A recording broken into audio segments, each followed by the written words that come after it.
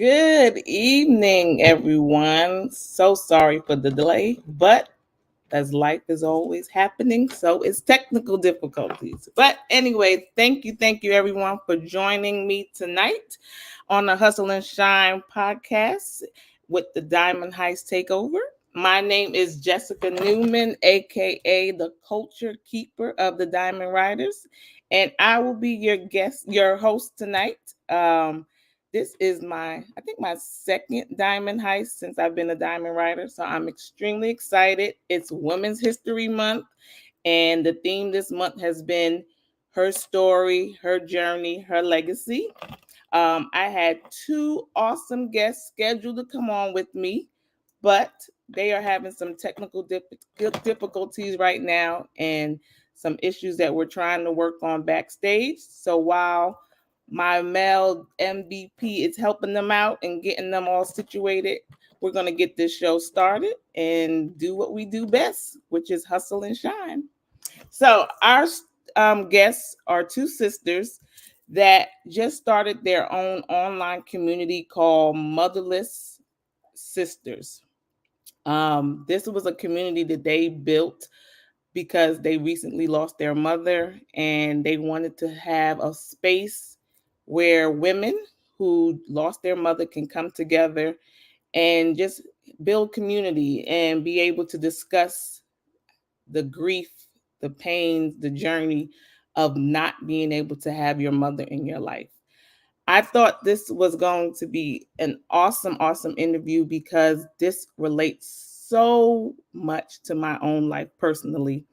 For those of you who do not know, my mother passed away when I was only 15 years old.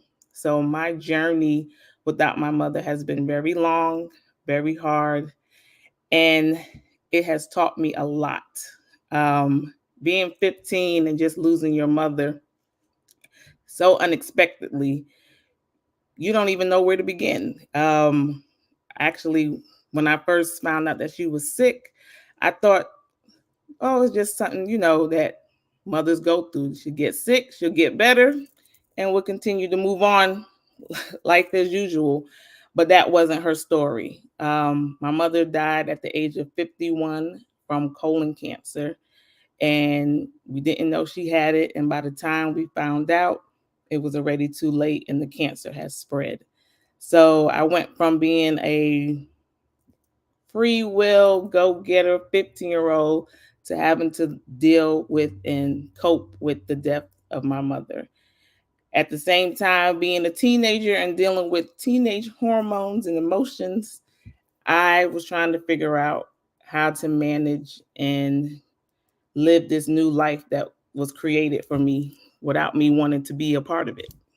So I thought that these women that just recently lost their mother and they created this space, I thought that was just such a phenomenal thing. And I wished when I was growing up that there was that kind of community that I could reach out to and share with like-minded people the grief and just the heartaches that I was going through, just to be able to talk and discuss those feelings. So I'm glad you all are here to hear my story and also their story. Um, like I said, it's such a great message that they have for us. So I'm crossing my fingers that their cameras start working and their mics are able to turn on so you guys can hear them as well and be able to experience and learn more about what they're trying to do within this new community they're building. But before we go into that, let's check and see who is all here tonight in the chat with us. I know lots of people are tuned in, and I'm so excited. We have Natima Sheree, aka Queen Pin of the Diamond Riders. How you doing, Natima? Thanks for checking in on me, holding it down. Hey, E, that's my sister. Love you, Erica. But yes, so keep on checking in, guys. Thank you, Tiffany. Yes, thank you. Thank you for holding space for me. But yes, thank you all for joining me. Thank you all for taking this time out. Thank you for being patient. We're just gonna roll with the punches until my guests join. So anyway, let's get started about how it feels to be in a community that you really wasn't prepared for. This special group of women who lost their mother. I say it's special because this is the group that most people do not ever want to be a part of, but unfortunately, that's what life is about, and we all must die sometime. And unfortunately, it's sometimes it's our mom before our time.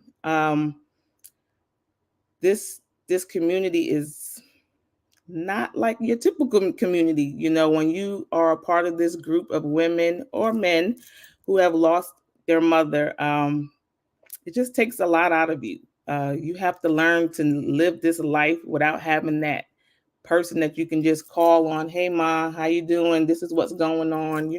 Especially if you was really close. For me and my mom, we were extremely close. I did no wrong in her eyes.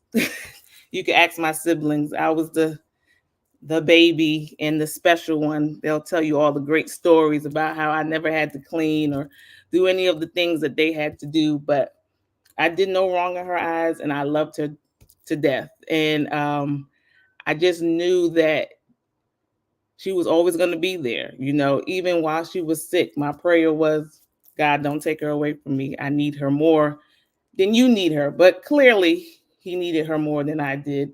And that was just something that I had to learn and grow with. It took a long time for that healing to begin. I remember going to counseling. I was, like I said, I was 15, so I was in high school. And one of my teachers had recommended that I go to counseling because I was very angry. I was getting into trouble. I was doing things I shouldn't have done. People would come up and say, "Oh, I'm so sorry." And I would just be like, get out my face. I just couldn't deal with the emotions. So one of my teachers recommended that I go talk to the counselors, and I started going to counseling, and she was phenomenal. She helped me look at this whole tragic experience in a whole different light. She gave me hope, and then eventually I took my pain and turned it into writing, and that's how I became a diamond writer. So I've been writing for a long time. Many years ago, I started writing stories just about my life and things I've been through. And then about 3 years ago, I finally found, when Natima found me and gave me the opportunity to become a diamond writer and share my story. And I wrote my first story in our book called Beneath the Crown. So if you don't have it, make sure you get it so you can hear the full version. And I just talked about, that day I lost my mom and how that moment in my life was the trajectory for the rest of my life of choices and relationships with men and with my children, and just how I looked at myself and how I viewed myself as a person and as a mother. And it just was a whirlwind of things that I experienced just because I lost my mom. Um, so the counseling was definitely helpful. Uh, I think that's the most important thing when you go through a death, especially a parent, that you seek counseling, and that you trust in God, and pray to God that He'll help you get through it, and just have that faith that this is just a temporary situation. These feelings doesn't have a deadline of when you should stop feeling the way you feel, but you'll learn to live and cope with the feelings. So definitely counseling is a must. To having a person that you can turn to when those days get rough.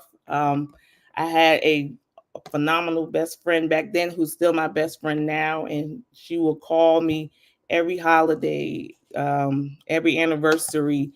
If anytime she was thinking of me, just to make sure I was okay. She was there from the beginning. Even though I ended up moving far away from her, we still kept in contact, and she still made sure those special moments she remembered. And I think that played a big role in my life, because those days where I thought no one cared, I would get a text message or a phone call from her. And that just gave me, that extra boost of energy that I needed to get through. So counseling, a great friend that you can confide in, lean on, and a community that with people who are going through the same thing that you're going through. It makes the transition so much easier. It gives you some sense of peace. It gives you some sense of belonging. Um, Sometimes we're in this world and we think we're the only ones going through it. And to have people, that I met along the road that, oh yeah, I lost my mom too, and this is how it happened. And I'm like, wow, like I not that I thought I was the only person that ever lose my mom, but just to hear the different stories and just to think about the things that they had to overcome and get through, and it just helped the process. If you don't journal, journaling was extremely helpful. Writing down all those feelings I had and those thoughts that I was trying to figure out, putting it to paper gave me an outlet. Instead of being angry, I just turn my words into my my healing. I allowed my words to heal things that I just couldn't deal with, verbally or to tell someone else. It was helping me get through the process. So yeah, counseling, having a partner or a person that you can trust, picking up that pen and writing, getting those thoughts out, building that, having a community of people who are going through the same thing you're going through. And definitely should have been number one is having faith in God and trust and believe that no matter what it may look like today, that He's going to get you through. Just having a prayer life, praying each and every day, however you do it, however your relationship with God is, make it a priority. If it wasn't for God, I would not be here today. That's a whole nother story, but definitely having that relationship with Him is what has helped me through this long journey. Many people will say, well, your mom's been gone for 26 years. You should be okay now. Yes, I'm okay that, that I can wake up and know that she's not here. And I'm not saying like, God bring her back. I'm not having those moments. But time doesn't heal all wounds. It just gives you space to learn to grow and, deal with it differently. So yes, I'm okay and I have accepted the fact that she's gone, but I still feel like a piece of my heart will always be missing because that's my mom. So, no matter what, she's my mom. But I would love to hear in the comments if anybody else has gone through the same thing that I have, and share some of their experiences and thoughts and other helpful advice that could probably help someone else who may have just started this journey. Because no matter where you are in the journey, we all need help. If this is year 1 or year 31, there's always something that we can learn and grow and experience. So let's check out our comment section and see if anybody would like to share some of their thoughts or experiences or advice with the viewers tonight.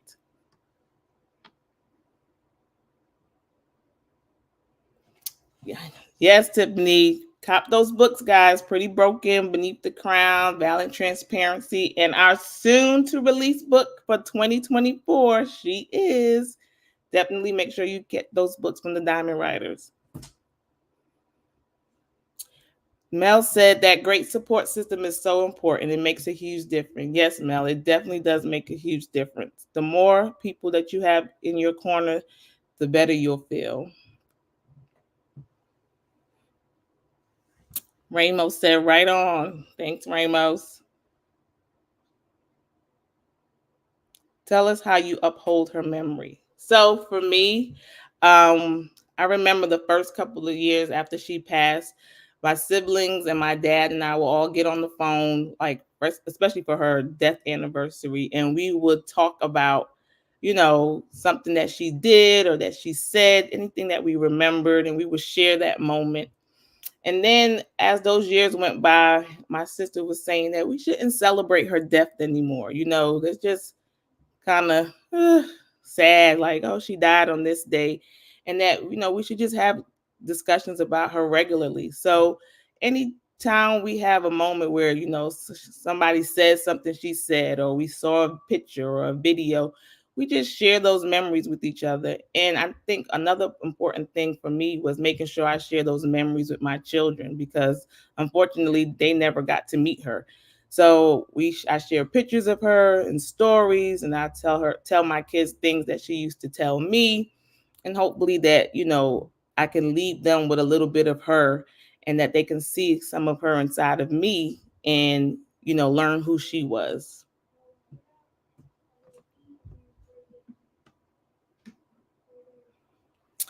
Yes, Erica, sharing stories is important to keep the memory. And you tell such great stories of mom. So thank you so much for always sharing those stories. A lot of the stories I forgot. So my sister always reminds me that this is what mommy said and this is what mommy did. So thank you so much for those special memories.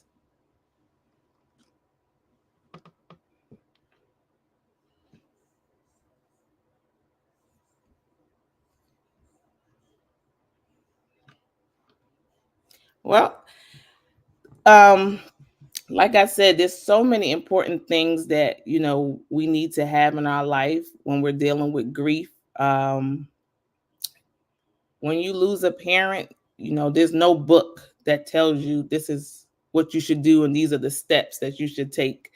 You just have to figure it out. So um I was hoping that, like I said, my guests were having some difficulties. So I was hoping that they will be able to share some of their experiences with you. But I can continue to talk about me if you guys don't mind just sitting in and listening to that.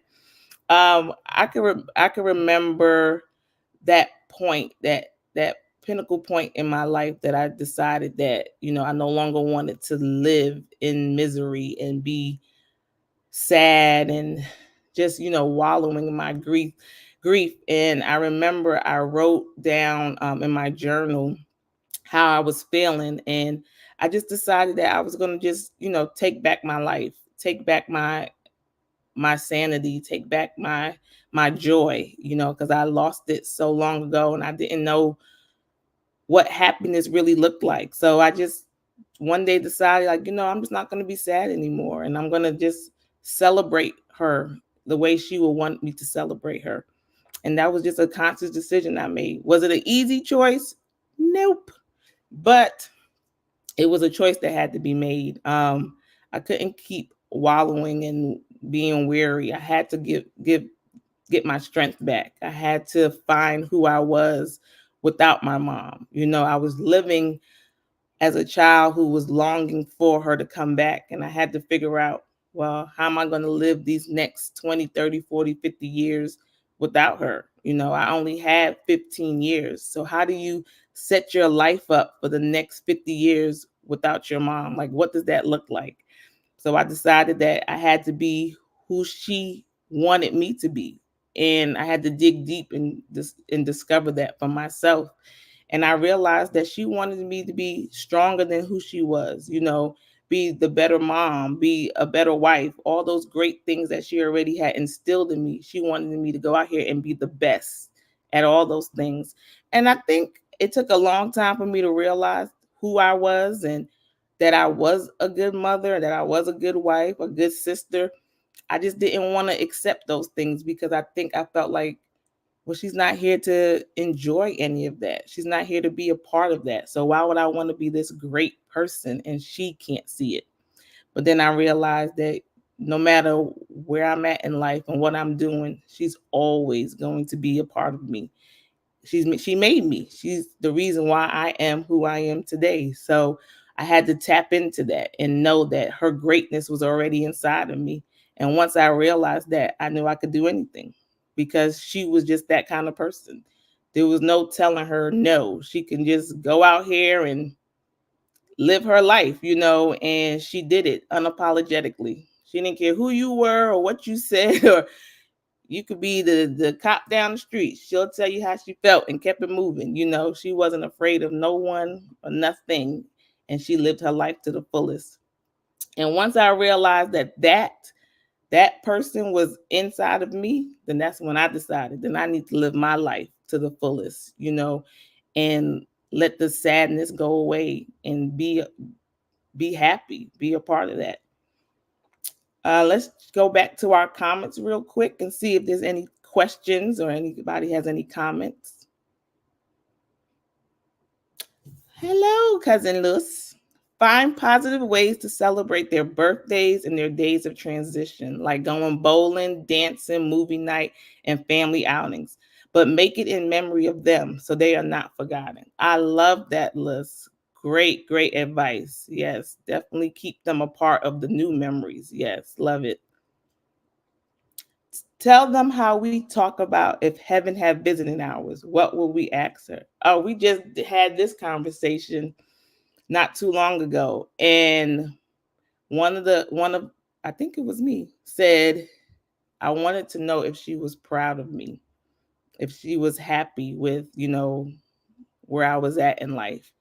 And my brother, the one who never talks, he said, Mommy is extremely proud of you. And he told me how strong I was and how out of all three, out of the four of us, that all the stuff I've been through and everything that I've accomplished, there's no doubt in his mind that Mommy is smiling down on me. And that just blew my mind. So yes, definitely talking about if heaven had visiting hours, what would we ask her? That's a great question. I still, even though that I know she's proud of me, I would love to just have five minutes just to tell her, like, hey, this is what your granddaughter's doing, or this is what's happening. But I know she sees it all. But it would just be nice to hear her and hear her response to what's going on in each and every one of our lives. What is your favorite story about your mom? Oh my goodness. I have so many. But I would say one of the best stories that I can remember is it's a kind of a funny story. My mom, like I said, was my best friend, my partner in crime, but she ain't play. She wasn't no we ain't no friend. I'm a mother. But anyway, I remember for my birthday, was it my birthday? No, for Christmas. It was for Christmas. And I wanted this new Usher CD. And I just wanted all these different things for this Christmas. And it was just so happened it was our last Christmas together. And I didn't even know she was sick at the time. And I'm pretty sure there was signs and stuff going on. But like I said, I was 15 and living my own special world.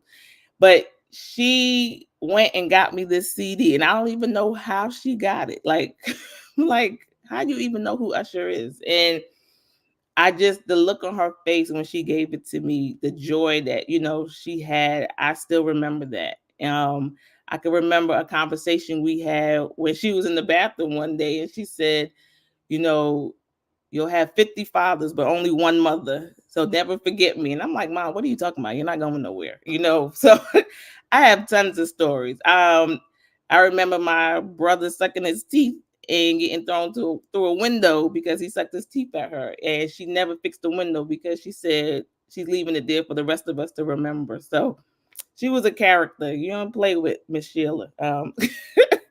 But no, I have lots and lots of awesome stories about her. She was just a phenomenal mother. People in the neighborhood loved her. To this day, people still talk about ways she impacted their lives and changed their lives. So, yes, lots and lots of memories of her. Does your mom parenting style show up in your parenting? Yes and no. Um, my mom she was strict. She didn't have to beat you. She just look at you, and that was the fear that you all needed. And then if you got out too much out of hand, she would get some clothespins and put it on your ear, so make sure that you listen. So those parts, no, but definitely, make the part of taking care of your house and keeping your room clean and having respect for your elders and speak when you're spoken to and all those things. Yes, I definitely have put all of that in my parenting. But the whoopings and the fear of death, that look, my kids don't fear me. They look at me and laugh. So no, I don't have that that part of her. She could look at me and I would be like, I just better behave and not do anything. Or somebody say, "Oh, I'm going to tell your mother." I'd be like, "Please don't tell my mother." I don't think my kids do that. If somebody say, "I'm going to tell your mother," I don't think they be begging, "Please don't tell your mother." But definitely some parts of her parenting skills are somewhere in there. Tiffany said, "I used to hate that I would open my mouth and chrysalims will fly." Now I'm honored to have my mother part of my parenting style and who I am. Dell, that's very nice, Tiffany. Definitely, yes.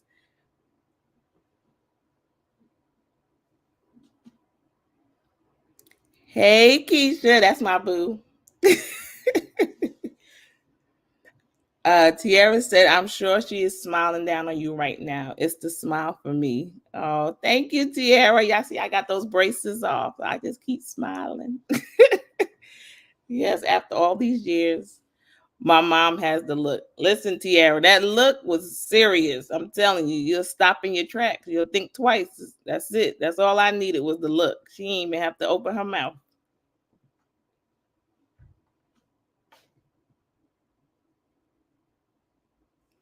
Well, thank you guys for those great, great questions.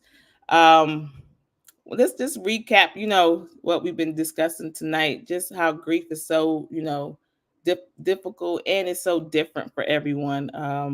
Don't let anybody ever tell you how to grieve.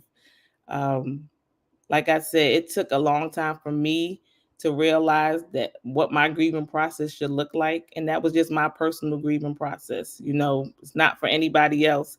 So, no time limit, no constraints, no boundaries. It's all about between you and God, and when He sees time fit for you to go through each step of the process. So, don't ever feel like, oh, it's been long enough, or I shouldn't be feeling this way now. And that's vice versa. Some people may have a shorter grieving process. Some people may be okay, especially if that parent was suffering a long time and then they finally, pass away, and they look at it like, they're whole now. They're in heaven, they're with God, and they're no longer suffering. So they're rejoicing. They're like, some people would think it's kind of weird to say, "I'm glad that they're gone." But in actuality, if they're no longer suffering and you have that strong faith and belief in God and you know where they're at, why would you be sad, right? Why would you be like, "Oh, it's selfish to be like, oh, I just want them here for me." But if they're whole and healthy, trust me, they're living a way better life than we are on this crazy earth. So that's just how some people look at it. I rather them be healed than here suffering. And it took me a long time to realize that too. Having cancer, my mom having cancer and colon cancer at that, and I couldn't even imagine the pain she was feeling and going through. And she still got up every day and, tried her best to cook and clean and make sure I was okay and just be there for her family. And she was suffering silently. She didn't tell anyone till it was too late what was really going on. So I don't know, just having that, that process of grief, just making sure you're aware of what it looks like for you and being okay with that. And don't let anybody tell you that it's too much time or not enough time or whatever. Definitely, like I said, that community is so important. Just make sure you have people in your circle, and it doesn't even have to be a big circle. Like I said, I have a few good friends who I know I can call on. I know that will be there and still check on me today. When those special days come up, they still send the message out. Shout out to my best friend Janae, who still calls. On February 1st, which was the day my mom died. And she just sends me, just checking on you, just making sure you're good. And for me, that means a lot. And I know if you have those kind of people that that you truly are loved. And I feel like that's my mom just sprinkling, her blessings on me. When things happen in my life and it's sometimes unexplainable, I feel like those are my mother's prayers being answered. So definitely having those people that you can trust and that they will be there to support you through this is important. Um, Counseling, like I said, is, once again, find someone that you can really talk to that's not biased, that doesn't know you, doesn't know your parent that just passed or whatever, and that can really give you some useful advice. of how to navigate this new life, because it is a new life. From that moment after your parent passes, it's going to be all these new firsts. I remember my first birthday after my mom passed. I had turned 16. And for some, turning 16, you would think, it's just going to be this glorious event and this big shindig and all these, people coming around and just celebrating you. And that was not how my 16th birthday went. I barely wanted to do anything. I had a few friends and we cut some cake and that was it. It's like, happy birthday. And I'm like, who's happy? I remember the first holidays, I was so accustomed to my mom cooking and cleaning and getting the house ready. And I just had to learn to live differently. And those transitions were so difficult. But by the grace of God, I made it through those firsts. And here we are 26 years later. And I would just have to say I'm quite proud of myself, of all the things I've overcome and accomplished. And I think that if it wasn't for my mom, passing away, I don't know if I would be who I am today. So, not that that's what I wanted to happen, but I'm glad that I had the strength to overcome it and become such a great, amazing person. So I have to say, I love myself, who I am now. I'm thankful for the 15 years that I did have with my mom and all that she instilled in me to this day. I'm so thankful for my family that I have, my siblings. I have an amazing father who stepped right up to the plate, when my mom died and took on all these responsibilities. And he made sure I was taken care of, that I had everything I needed, that I went to college, even when I made bad choices and, he still stuck by me through everything. Such an amazing man he is. And I'm just grateful. I'm grateful for my relationship with God. I'm grateful for my husband, for my kids. I'm grateful for it all. It was my story, it was my journey. And now I'm working on my legacy. What am I going to leave for my kids? What is that going to look like? So for me, I want my words to live on forever, which is why I love being a part of the Diamond Riders. I love the fact that the Diamond Rider community is a community for women to heal and feel safe. Whatever trauma or things that have gone on in our lives, we can come together and tell our story and be free of judgment. So I love the Diamond Riders community. I love that God has spoke to Natima and told her to, fulfill this, and that it was necessary, because not only did I want to tell my story, but so many women have come and became a part of this amazing organization and able to finally be free. So I'm so thankful that I don't have to keep my burdens, and that I can let it all out in my words, and that now it can live on for someone else, maybe 10, 20 years down the line, going through some of the things that I have experienced. And now they could pick up a book and be like, wow, she did this happen to her. I know I can get past it. So definitely grateful for that. I hope that I'm leaving a legacy for my kids to know that to be strong, to stand in your truth and to live unapologetically. Um, it's a hard thing to live and be you in this world where they're trying to make you confide, configure to other things, or go with this group or be with this group, but just to be you and to love the person you are. I hope that my kids see that in me, that, no matter what I've gone through or over, dealt with, that it's never changed who I am on the inside. Um, you can ask anybody that I know, they'll say, you're so strong. I don't know how you got through this. It's in me. It's just a part of who I am, to just get up and do what I'm supposed to do each and every day. And I can't change that. And I never let anything or anyone change who I am. And the kindness in my heart and all that will never change, no matter what goes on in my life. So I hope my story, my journey, and my legacy all, matters, that it all plays a part, and that it helps someone somewhere, if not in my lifetime, but maybe the next lifetime. But yes, definitely that. But unfortunately, our great guests did not get their technical difficulties together, but I held it down. And I'm glad you guys were able to hold it down with me. Um, just some things that you need to know. This is our last podcast for this month for ending Women History Month. So I guess this was a great way to end it with a woman and who had a story. Um, and we will be back next week with your regular hosts, Natima, the Queen Pin, and Mel BP, and Tiffany, the Phoenix. They all will be back next week, so you don't have to worry about seeing me. And they'll have a great show lined up for you. And also, don't forget, we have our new book coming out. She Is. So look out for that. And while you're waiting for those other books to come out, make sure you go check out the diamondriders.com page to stay up to date with shows, events, all kind of great things that are taking place, and when the new release will be coming out.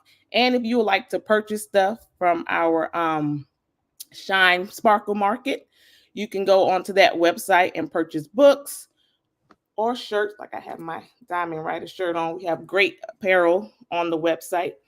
And if you have not done so yet, please like, share, comment, and subscribe. And I hope you guys enjoyed the show tonight. Once again, I'm sorry that our guests couldn't come on, but I hope you enjoyed listening to my story about my mom and how I dealt with her passing and going through the journey, and how now my legacy is to help other women heal. And that I hope that I left a little bit of her and some of me with you guys tonight. So, like always, remember to hustle and shine. And we'll see you back here next week. Bye, guys. Let's go. Let's go.